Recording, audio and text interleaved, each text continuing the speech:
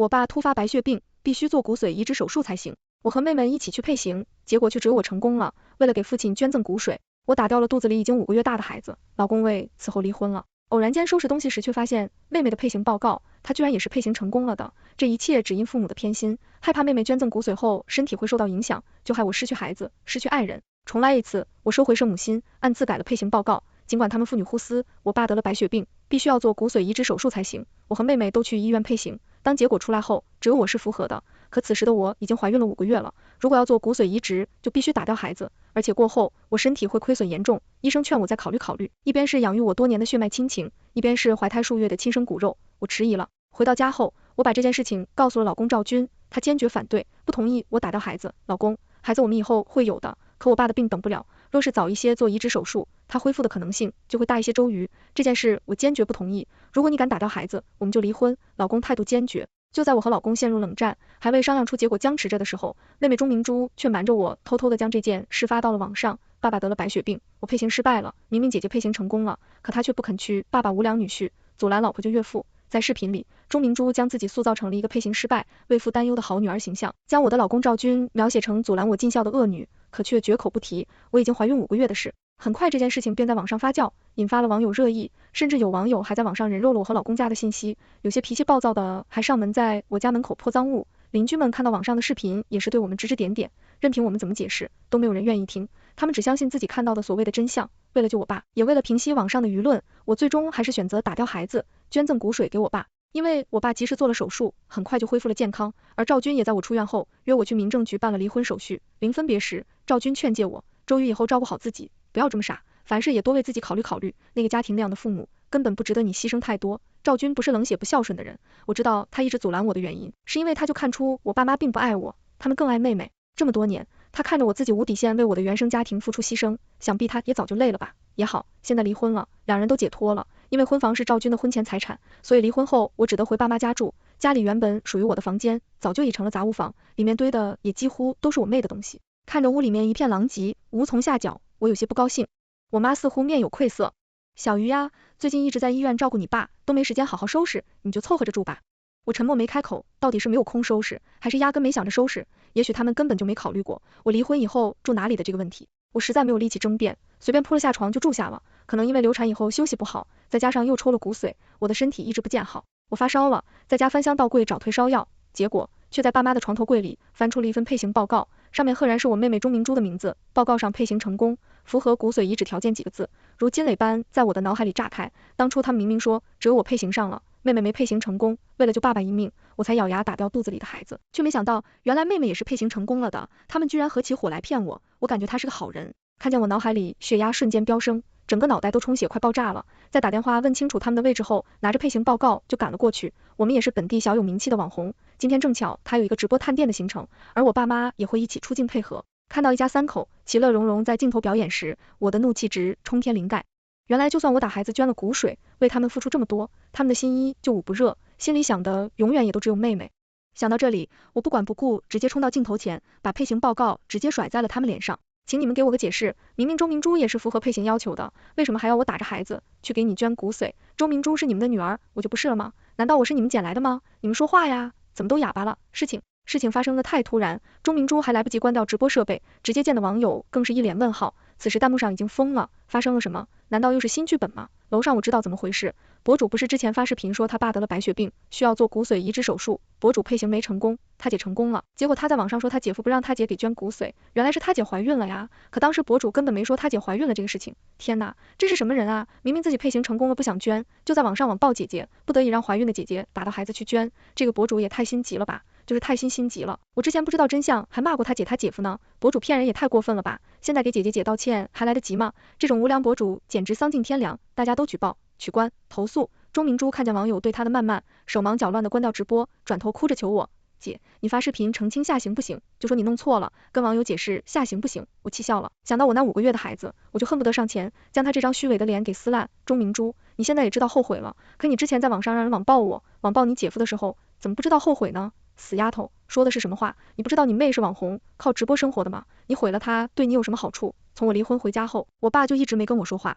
现在看见我妹受委屈了，立马忍不住开口指责起我来。好处？你们还想让他得到什么好处？我呢？你们有考虑过我吗？我也是你们的女儿，你们为什么要毁了我的人生？明明他也可以捐赠骨髓，你们非要我一个孕妇打胎捐赠，你们就真的一点歉意都没有吗？看着他们是非不分，依旧维护我妹，我心里无处宣泄的恨意和凄凉更深了。你说的是什么混账话？你妹身体不好，哪受得了臭骨髓啊？而且离婚后不是让你回来住了吗？也没把你走。我妈这话说的理直气壮，丝毫不见心虚。她身体不好，睁大眼睛好好看看，她耐测能跳，还能跑还能好，哪里不好了？说白了，你们就是偏心，从小就偏心，心都偏到胳肢窝里去了。围观的时刻，此时也从我们吵架的话语中，基本知道发生了什么，纷纷指责他们起来。看，这个世界永远不缺看热闹和自诩充当正义的人，人越聚越多。爸妈拉着妹妹想挤出去，离开这个是非之地，在经过我旁边时，不知道谁伸手推了我一把，我没防备从楼梯上滚了下去，磕到了头，然后晕死过去。再醒来时，我竟发现我回到了爸妈打电话让我和妹妹去做配型的那天，真的是连老天也都看不下去给他们的，给我一次重来的机会。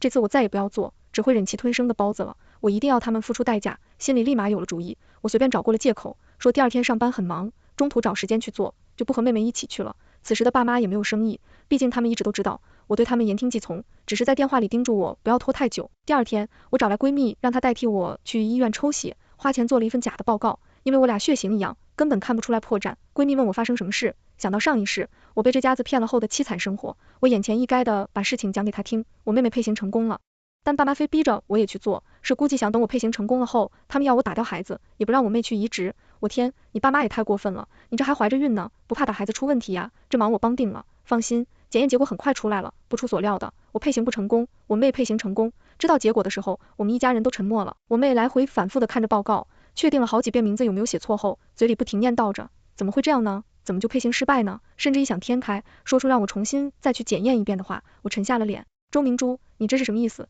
你是不想给爸捐赠骨髓吗？爸平时对你那么好，你怎么能见死不救呢？我爸听了我说的话，也动了他好几眼，但是仍然犹豫着想劝我再检测一次。上辈子知道我配型成功的时候，他们可不是这副嘴脸，开心的恨不得我立马就可以做一只手术。现在轮到我妹配型成功了，一个个的却担心手术后会对我妹身体不好，一直唠，又担心这个又担心那个的，双标的嘴脸可真是令人恶心。忍住胃里翻上来的恶心，我用尽量温柔的语气安抚着我爸。爸，赵军说了，就算是我们配型不成功，但是金钱上是我们是要承担的，你们就放心做去手术吧，术后我来照顾你们。而且医生也说了，妹妹还年轻，骨移植对她身体没影响的。我爸还要说些什么，被我妈一把拉住了，就是小鱼还怀着孕呢，配型不成功就不成功吧，不要强求了。如果不是知道前世发生的事，我会真的以为我妈是真心疼爱我的。虽然一直以来我爸偏心的特别明显，但是我妈还是一碗水能端平的。可到后来我才发现，她才是真的演技派，不去当演员，真的是演艺界的一大损失。前世我不光捐赠了骨髓，连我爸的手术费也都是我出的。离婚的时候，赵军给了我20万，让我以后照顾好自己。我妈知道这20万以后，在我面前哭着说，家里因为爸爸的病负债累累，已经没有钱了。我听了以后，二话没说全拿了出来，却没想到这20万他们都拿去给我妹买房了。当初发现我妹的配型报告时，旁边还放了一个房产证，赫然写着钟明珠，个人独有我的离婚钱，成为我妹房子的首付钱，多么讽刺！再细想这些年，我妈基本都是口头上对我说，你妹妹有的你也有，但也仅仅是局限于一些吃食上，一旦涉及到花钱多的地方，比如买手机、上兴趣班等花钱娱乐项目时，我妈就会在我面前苦苦婆心的劝我要理解她的不容易，让我要学会大度，不要和妹妹争，反正要让着妹妹。这些一套一套的话，经常说的我痛哭流涕，更是经常反思自己是不是要求太过分，让父母有些难为。现在想想，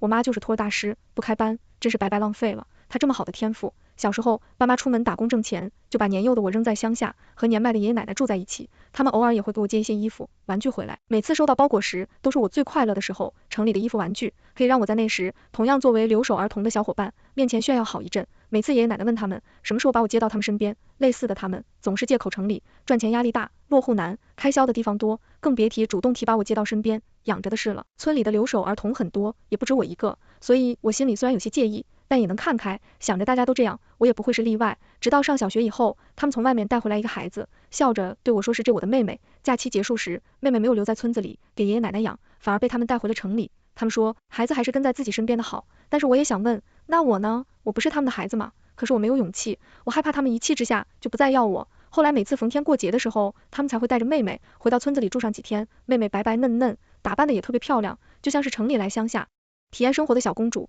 而我因为帮爷爷奶奶做农活，皮肤晒得黝黑，灰头土脸，穿着过时的衣服，小伙伴都嘲笑我是捡来的，我妹才是亲生的。谁说不是呢？周玉这个名字一看就起得很随随便便，而周明珠，明珠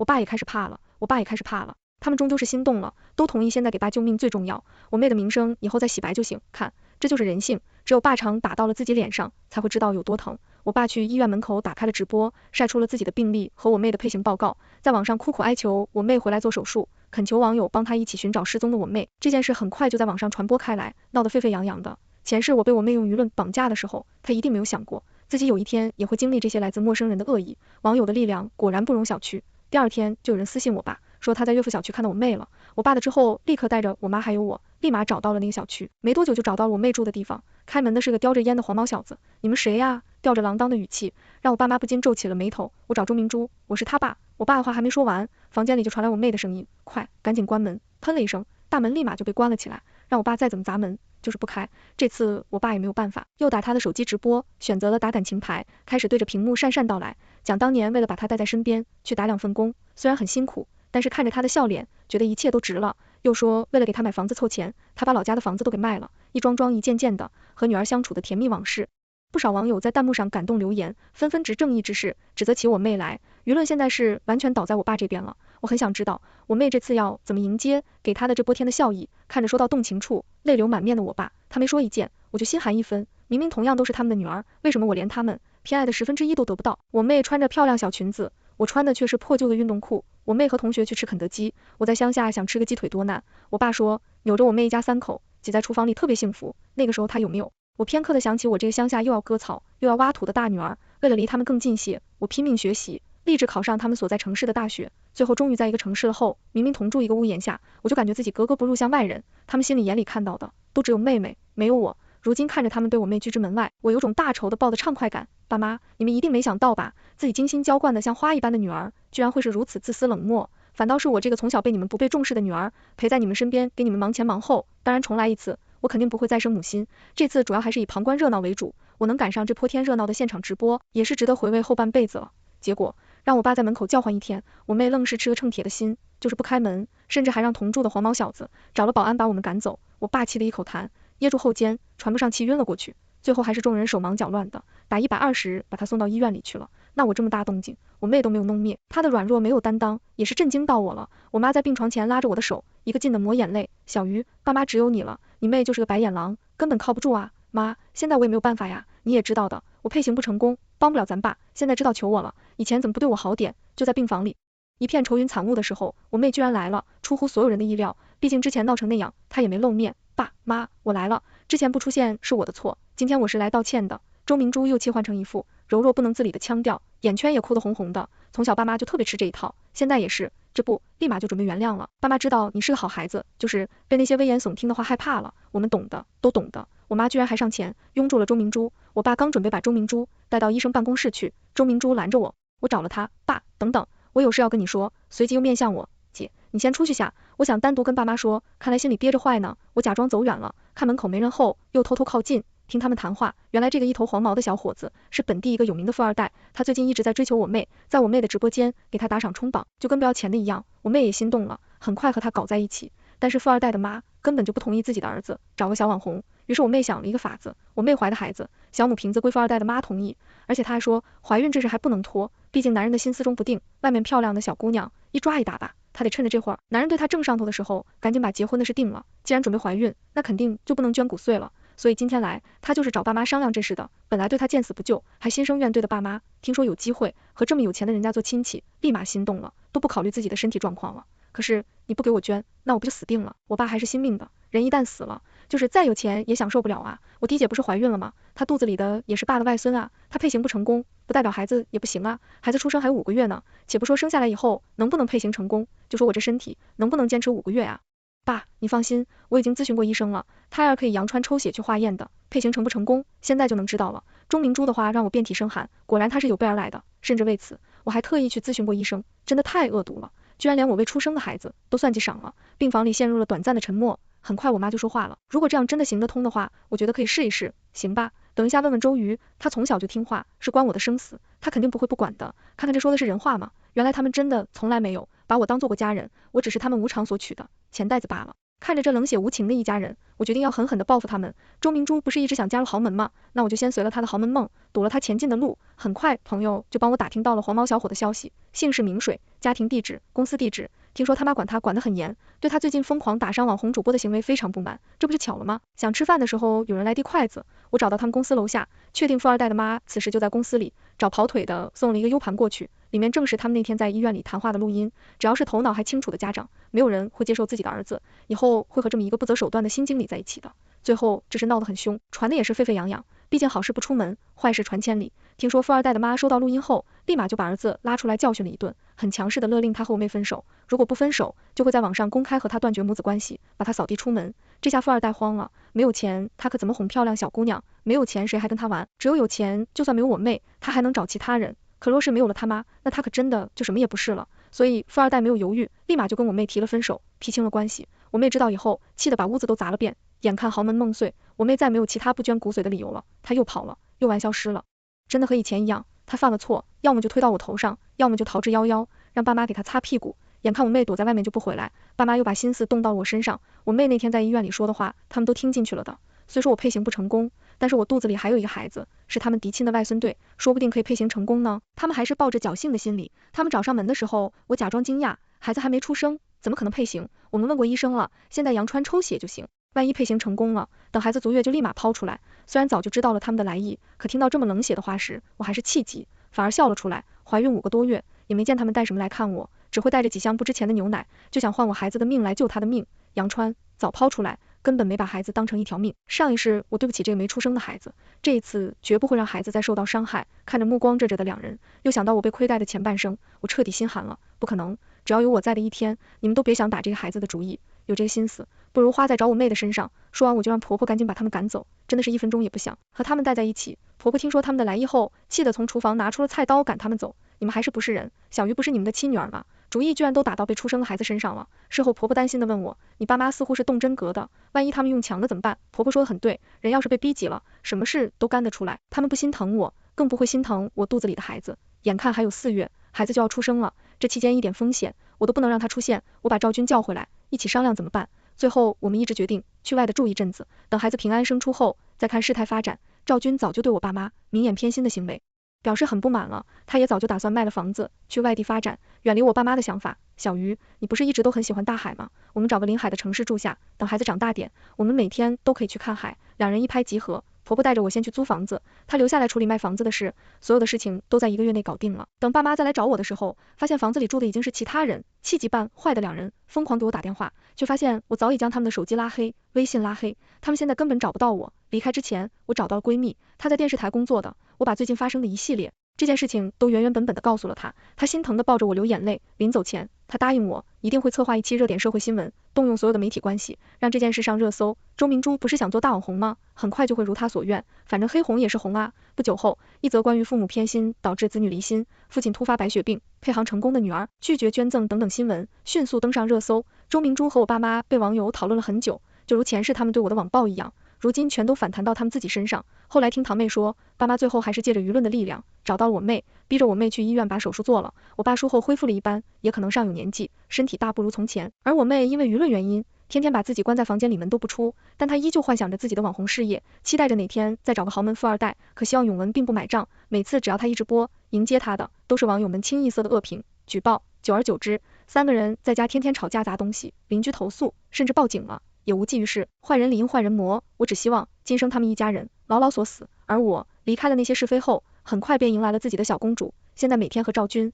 还有婆婆饭后散散步、溜溜瓦，日子过得十分惬意。女儿和我小时候很像，就如同一个母子刻出来的一样。